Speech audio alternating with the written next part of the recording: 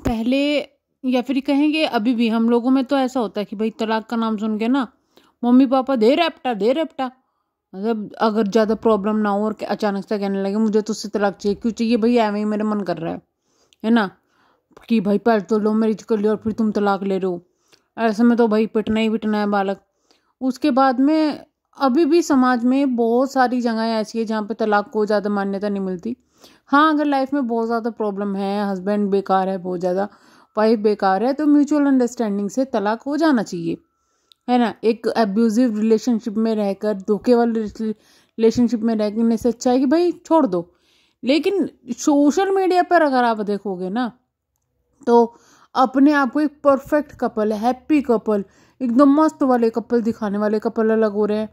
इतने सारे डाइवोर्स के केस आ रहे हैं ना सोशल मीडिया पर कि पहले तो लोग साथ थे, अचानक से सोशल मीडिया से गायब होता है, फिर खबरें आती है तलाक हो रहा है। अब ऐसा ही एक कपल आ रहा है, पम्मी और प्रेरणा। भाई इनका तो काफ़ी दिनों से चल रहा है, आपको पता ही है कि इनका क्या चल रहा है क्या नहीं चल रहा है।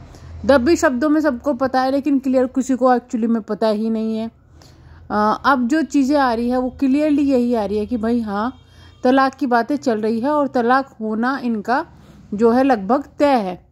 वो ये है ना कि भाई पम्मी तो नहीं चाहते थे तलाक देना, क्योंकि पम्मी को अपनी बेटी से बहुत प्यार है, वो नोना को मांग रहे थे और इनको भी मनाने की कोशिश की थी, पर प्रेरणा नहीं मानी। तो प्रेरणा को जब लोगों ने समझाने की कोशिश की और कहा ना कि तुम्हारी मम्मी की वजह से ही हो रहा है, तो प्रेरणा ने ये भी कहा था कि मैं बहुत जिद्दी हूँ और मैं अपनी मर्जी से करती हूँ जो करती हूँ। तो समझ में नहीं आता कि भाई एक लड़का, ठीक है, एक लड़की, आप लोग स्कूल टाइम से साथ में हो या कॉलेज टाइम से, जब भी है शादी करते हैं, भाग के शादी करते हैं, बिना किसी के परमिशन की भाग के शादी कर ली। उसके बाद में सब कुछ जब सही हो गया तो भाई छोड़ दिया एक दूसरे को। ये कौन सा लॉजिक है भाई, हैं? ये कौन सा लॉजिक है? और वो भी जब इतने साल तक तो परफेक्ट दिख रहे थे, फिर आप कहते हो कि मैं तो बहुत, मुझे ही पता है मैंने क्या झेला है क्या नहीं झेला है। भाई आपको पता है, लेकिन पब्लिक को तो जब पता चलेगा ना जब आप बताओगे। अगर आप नहीं बताओगे जब तक तो गलती आपकी मानी जाएगी। फिर तो यहाँ पे पम्मी जो है वो सही साबित हो रहे हैं, क्योंकि जो लोगों ने देखा है उस हिसाब से तो पम्मी आपको बहुत प्यार करते हैं, आपकी हर चीज़ों को पूरा करते हैं, है ना। गुजरों में, जाटों में, हम लोगों में ऐसा होता है नॉर्मली कि कपड़े पहनने पर भी कि एक लिमिट में कपड़े पहने जाते हैं, लेकिन आपको हर तरीके की आज़ादी थी। फिर भी आपको उस बंदे से प्रॉब्लम है? जो कमाते थे आप दोनों मिलके ही कमाते थे, लोग आपकी वजह से उनको जानते थे और उनकी वजह से आपको जानते थे, तो फिर भी इतना घमंड किस चीज़ का?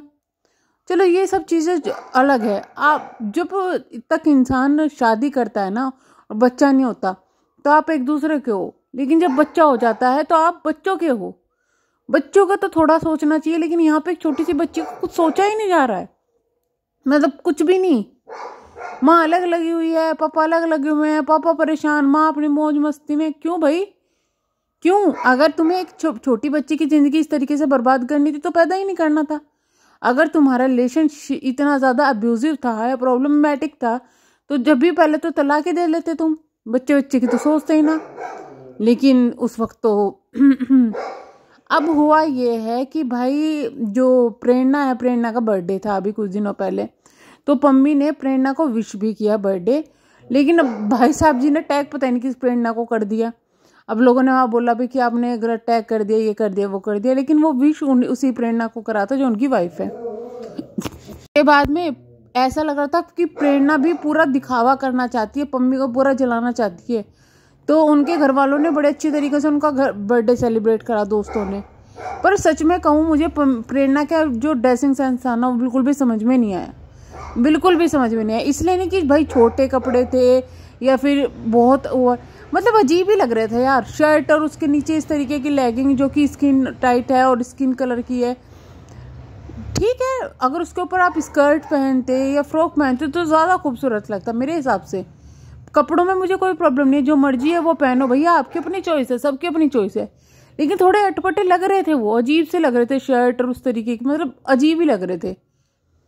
और कुछ लोगों ने इनके कमेंट सेक्शन में कमेंट भी किया, मतलब कि क्या पहन लिया भाई, भले ही वो कुछ भी हो लेकिन अजीब लग रहे थे। खैर बर्थडे तो बहुत अच्छी तरीके से सेलिब्रेट किया, और जिस तरीके से पम्मी ने विश किया था तो ऐसे लग रहा था कि वो अभी भी चाहता है कि रिलेशन सही हो जाए। मतलब इतना ज़्यादा कुछ सहन करने के बाद में, अपने ऊपर इतने केस सहन करने के बाद में भी बंदा सही करना चाह रहा है, तो क्यों क्यों भाई उसके ऊपर क्यों इतनी ज्यादती की जा रही है। अब पम्मी ने ये बताया कि उसके 2 केस चल रहे हैं, 130,000 कोर्ट में और एक दूसरा रोहिणी में। तो रोहिणी में जो केस है वो केस है जो पम्मी की प्रेरणा की मदर ने इनके ऊपर किए हुए हैं। वो सारे केस जो है रोहिणी में चल रहे हैं, यानी कि वो भी पम्मी की वजह से है, प्रेरणा की वजह से पम्मी के ऊपर। और दूसरा जो है तलाक का केस चल रहा है। अब तलाक के केस से प्रूफ ये भी है, क्योंकि कुछ सूत्रों से पता चला है कि प्रेरणा को वहां पर देखा गया है अपनी मदर के साथ में।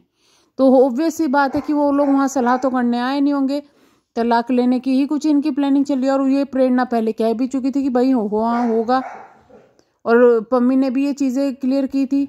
लेकिन एक चीज समझ में नहीं आ रही कि कुछ बोला क्यों नहीं जा रहा है, पब्लिक को क्यों इतना ज़्यादा अंधेरे में रखा जा रहा है कि आखिरकार तलाक हो रहा है तो क्यों हो रहा है।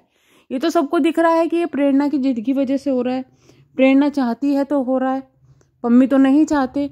लेकिन भाई चाहती क्यों है, आखिर ये औरत चाहती क्या है, इस तरीके के सवाल उठ रहे हैं। अब अपने बच्चे के बारे में नहीं सोचा जा रहा, अपने पति के बारे में नहीं सोचा जा रहा, किसी के बारे में नहीं। और पम्मी की तो फैमिली भी इतनी अच्छी है। अभी मैं उनका रिसेंटली व्लॉग देख रही थी, 1-2 दिन पहले का जो व्लॉग था, मैं कल वो व्लॉग देख रही थी।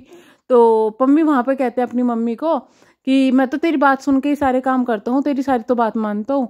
उनकी मम्मी कहती है कि हाँ, तो कहते कि एक ही तो नहीं माननी। तो उनकी मम्मी कहती है हाँ उसमें कुछ ऐसे ही बोला, और वो लोग हंसने लगे। तो यानी कि पम्मी भी ये कहना चाहती थी कि भाई शादी करने वाली बात ही तो माननी थी, भाग कर शादी कर ली थी।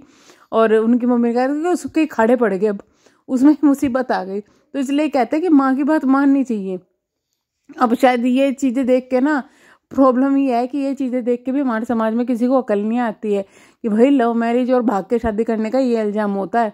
और वो तो शुक्र करो कि पम्मी जेल से बाहर है। ऐसी ऐसी भी लड़कियां जो सीधा जेल में पहुंचा देती है और बुरी तरीके से ज़िंदगी बर्बाद कर देती है। कहीं यही चीज़ें पम्मी के साथ ना हो जाए, ये भी एक चीज़ सोचने की है। शायद किसी चीज़ का डर है जो चीज़ अब तक नहीं हुई है, नहीं तो हो जाती है चीज़ें भी। मतलब एक बंदा कितना झेल रहा है, इसलिए ही तो मुझे उस लड़के के लिए इतना अजीब लगता है कि इतना खुश मिजाज लड़का, खुश होता रहता है, खुशी से घूमता है। और मतलब क्या हो रहा है इस लड़के के साथ में। और ऐसे एक नहीं, हमारे आसपास में भी कितने उदाहरण होंगे। मतलब अब तो ऐसा लगने लगा है कि शादी से ज़्यादा तलाक हो रहे हैं, और तलाक होते तो हैं ही हैं, लोग दूसरे भी अपनी लड़कियों को और लड़कों को तैयार घुमा देते हैं कि भाई शादीशुदा या तलाकशुदा से शादी कर लो।